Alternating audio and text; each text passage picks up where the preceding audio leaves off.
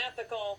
But to jump to treason, does that just undermine the Democrats' point of trying to continue this investigation with any sort of credibility? Oh, yeah. I mean, this is the world of hyperbole, unsupported, unsubstantiated, and it looks to me like the kind of thing that would give grist to the other side that wants to say that the Democrats or liberals, the left, however you want to describe it, the progressives, are just inflamed to the point that they've lost rationality, because there's no basis in which you can say treason is at stake here. I mean, this is an interesting point, Dana, because if you think of impeachment as the ultimate goal for the far left here, then you're talking about high crimes and treason, right? That's the definition. That is a political statement. That's not a legal definition. That's up to, like, if you and I are members of the Congress, then we get to decide, do we consider this to be treasonous behavior? But even by that definition, in other words, moving away from the statutes, I don't see it. Yeah, I mean, Kimberly, you're the lawyer at the table. Indeed. Dershowitz went on to say that perhaps Congress needs to clarify the law about interaction between campaigns and foreign governments, but that right now, this is just not there. Well, he's right.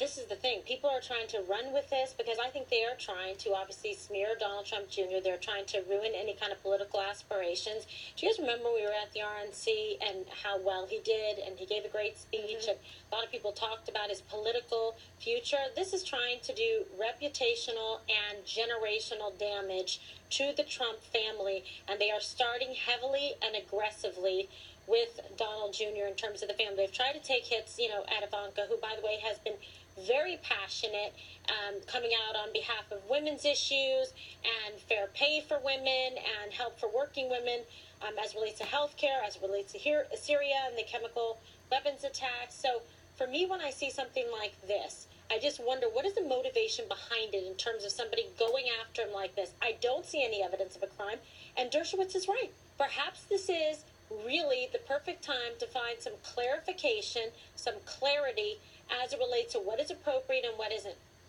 Let me tell you, if my father was running for president of the United States, I would sit down and take a meeting and find out if there was information against an opponent.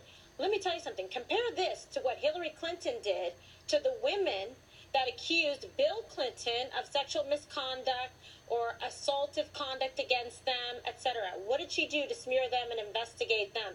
So I find the hypocrisy from the left really appalling. Jesse, some on the